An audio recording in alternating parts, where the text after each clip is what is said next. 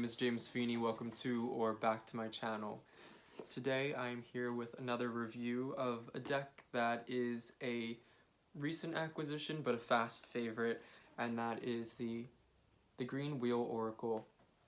And this is one that I had my eye on for a very long time, and it was around last spring, I believe, and then went out of print. And then the creator declared that I think the case was that it would come back come next spring, so I kept my eye on it through Little Red Tarot and their Etsy shop, and lo and behold, it came back. The second edition was here this spring, so I jumped on that pretty quickly, thinking maybe that there wouldn't be so many and not knowing how quickly it would go out. So it is a 45 card deck, comes in this nice big cardboard box. I'm going to try to be a little bit of a better content creator with this review and maybe do some cutaways of the cards for the sake of making things more fun and that you guys get a better visual experience.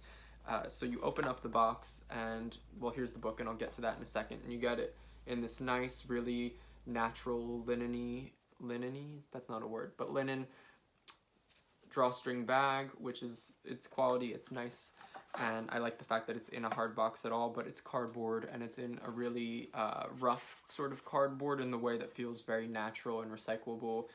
Likewise, everything about this is very linen in a way, as opposed to paper, so there's a linen finish sort of to the book. I don't know if you can see that. The book is really comprehensive. On the back it says, "Blessed sanctuary, I will hold this land, I will honor it, spirit guide my hand." So the guidebook, I think, is really awesome. The introduction is short and sweet but really meaningful. It talks about the author's experience in being almost guided to create this oracle, and she dedicates it to her father, which is really special, and then goes into how she uses it and how she might recommend using it, which I think is really beneficial because I wasn't sure, just getting it out of the box, how I might go about using it, considering there are cards that correspond to the Wheel of the Year, so there's 8 of those, and it's in a more Celtic sense. So we have Imbolc, we have the Spring Equinox, we have Samhain, I almost said Samhain, I always want to say that, Samhain, we have those sorts of things in here, and there are 8 cards, of course, for that. And then we have the moon cards, so there's 13 of those, as there's usually 13 moons in a year. And then the rest of the cards are animals. So I wasn't sure how to work with it because a lot of the cards correspond to times of year or things that happen at times of the year and certain festivals or moon cycles. So I wasn't sure how in a divinatory sense, how it would work. Although you can take the concept of, say, what that moon embodies and take it as a sort of series of keywords or traits or energetic imprint of that time. So I did have that in mind, and she kind of said to go about using it in almost whatever way works right for you, and it was nice that she kind of showed multiple ways of working with any given card, especially the more linear time cards, and she provides a spread which is pretty cool. It's just a basic spread on kind of an inquiry or any sort of question, so it's very general in nature, and then she says to basically read the book and then get rid of it, so that way you're focusing on your intuition. And she goes into some funny circumstances where she's drawn a card and it's been very literal, or where it's had one meaning one time and an extremely different meaning another time, and how that played out for her. And I thought that those sort of anecdotes are funny. I enjoy those sorts of things. So all of the animals will have the animal, it'll have a key phrase, it'll go into a bit of a description, and then I believe you get keywords that are called threads at the bottom. And then, so that's all the animals. For the moons, you will get, in the beginning, it goes through when the moons actually are. So if you're not familiar with, say, when the Weaver's moon is, there's a little guide in the very beginning that lets you know. But then you get a rundown on all of the moons and kind of what they symbolize, what they mean. There is a sort of ritualistic aspect to a lot of these. So for the spiral moon, we get a tree that's associated, honeysuckle, but it'll say something like, walk in the dark, learn the sound of the night, and make an opportunity to stay out overnight. This is the perfect time for stargazing. and learning to navigate by the night sky. So you get these really awesome activities that can come with the cards. Likewise, there's divinatory meanings, which I value. And then for the cards that correspond to the Wheel of the Year, or the Celtic Wheel of the Year at least, they aren't labeled, so the actual card is not labeled, so it's nice that there's a little picture in black and white so you know which one you're looking at. And these ones tend to have the least amount written about them, but of course you can look up what these things are and the correspondences and the history and the spiritual sort of significance of these times of year. So your own research is valued there. And so I will get into showing you guys the cards. These are the backs. They're like this extreme linen finish to the point where they feel almost more like fabric than they do like paper or like a cardstock. It is a cardstock, but it feels extremely like a fabric. I don't know how to put that without, and I don't know how well it's showing up, but it's very linen-y. Like you can see it very clearly. Mine came bowed like this. I don't know what that was about. I've been trying to flatten it. It doesn't bother me too much, but just something to keep in mind that that's how mine arrived. And so I'll actually start to show you the cards. So the artwork is clearly very beautiful. And so we get a lot of these animals that have key traits associated with them. The moons. Is that the moon? Yeah, the water moon.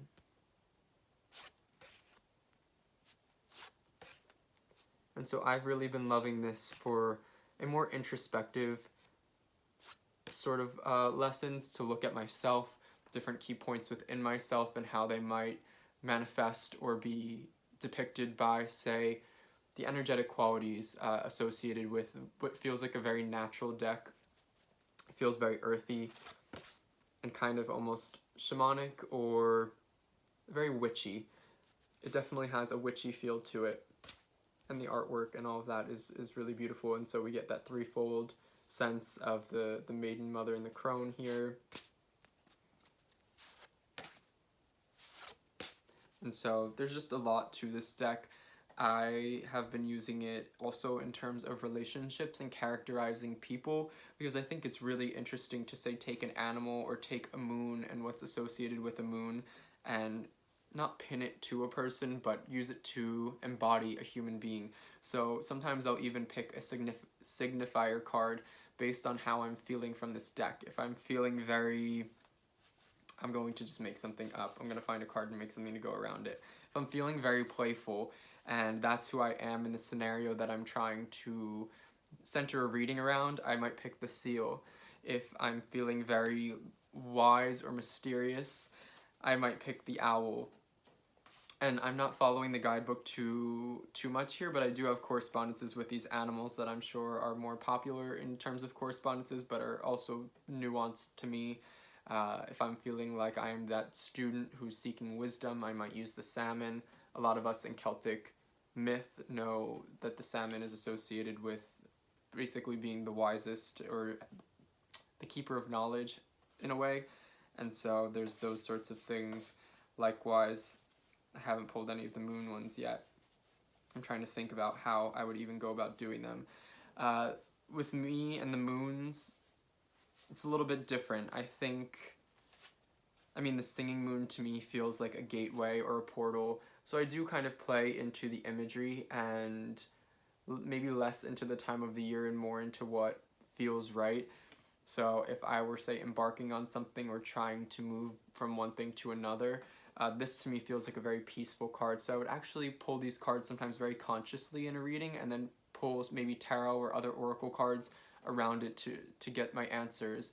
But these I think are great for signifier cards as well, or you can just like pull one signifier card, then use the rest of the deck to do the reading in a more random divinatory sense, as opposed to consciously pulling them. But I think it's great for reflection if you're actually going through and pulling cards based on what you feel and think embodies a certain person, a circumstance. So you're playing out this scene on the table, and I've really enjoyed doing that with these cards.